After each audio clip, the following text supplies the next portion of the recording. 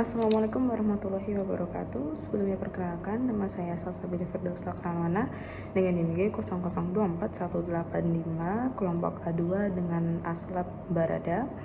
Nah, di sini saya akan menjelaskan tentang materi anatomi berupa yaitu dengan judul pembahasan yaitu dinding toraks atau mediastinum.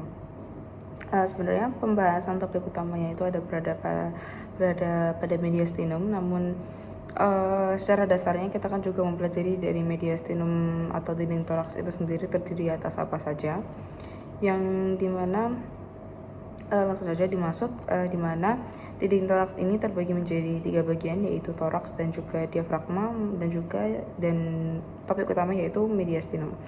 Nah, di sini dimulai dari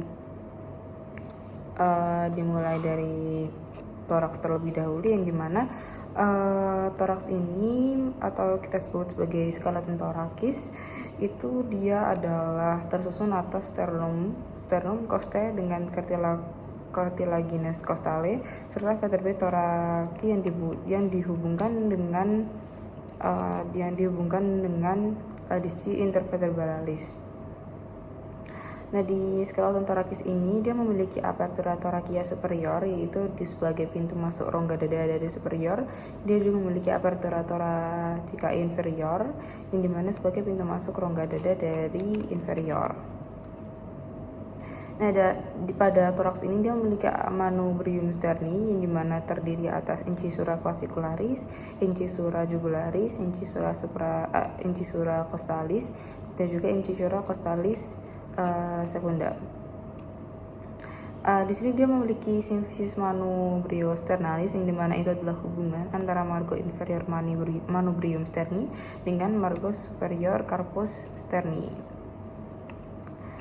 Nah, pada di sini dia memiliki angulus sterni, yang dimana dia ini akan dibentuk oleh hubungan margo inferior manubrium sterni dengan margo superior corpus sterni. Lalu di sini ada corpus sterni. Pada toraksnya memiliki corpus sterni, di mana kurang lebih 2 kali lebih panjang daripada manubrium sterni, dengan bagian yang paling lebar adalah setinggi cartilago costalis 4 atau 5. Nah, pada toraks di sini juga memiliki processus xiphoideus, di mana dia adalah bagian terkecil dari sternum. Dia bentuknya runcing, tipis, dan juga memiliki ujung yang bercabang. Kaudalnya dia bercabang. Jadi memiliki fossa epigastrica, yang dimana itu adalah cekungan yang terasa atau diraba, itu seringkali tampak di bagian ventral processus xiphoideus pada orang yang masih hidup. Lalu di sini dia memiliki simfisis siphosternalis juga, di mana itu adalah hubungan persendian antara corpus sterni dengan processus xiphoideus. Lalu di sini juga memiliki angulus infrasternalis, yaitu adalah sudut yang dibentuk oleh simfisis siphosternalis atau ujung superior processus xiphoideus dengan margo costalis. Di sini pada toraks dia juga memiliki beberapa costae, yaitu costae 1, costae 2, costae 5, costae 10, costae 11 maupun costae 12 dan lain sebagainya. Lalu langsung masuk saja ke pembahasan. Di sini juga pada toraks di sini memiliki muskulus tersendiri dalam pembantuan respiratorius, yang dimana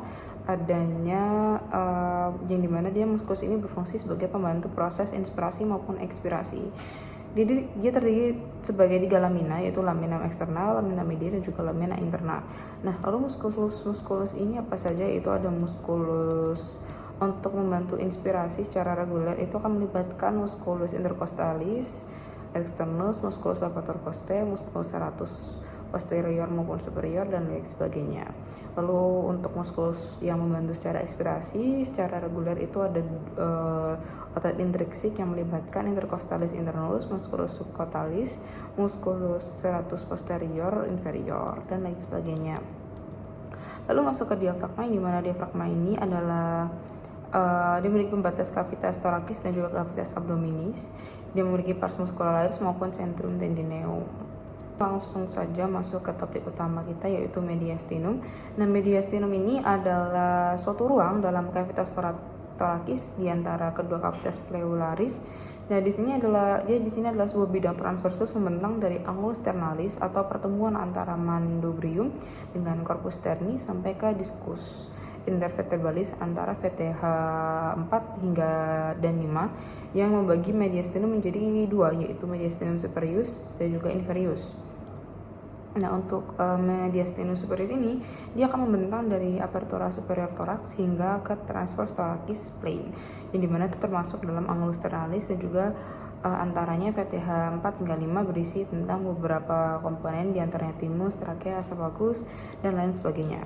Lalu untuk mediastinum inferior dia ada dibagi lagi menjadi dua, yaitu anterior maupun media dan juga inferior. Nah, untuk anterior ini dia akan terletak di anterior perikardium, di posterior sternum dan juga transversus thoracis. Nah, isinya ada sekitar sisa thymus, nodi limfatiki, lemak, jaringan ikat longgar.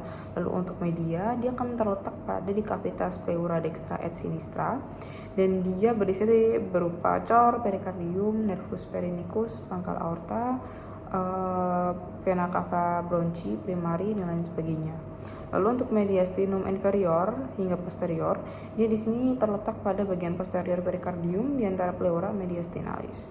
Nah, dia di sini berisi berupa esophagus, aorta thoracica, vena azygos dan hemazygos maupun ductus thoracicus, nervus vagus, truncus symphaticus, dan nervus splanchus. Mungkin itu sekian penjelasan singkat dan juga penjelasan singkat dari saya tentang dari mediastinum dan juga beberapa highlight dari toraks maupun diafragma.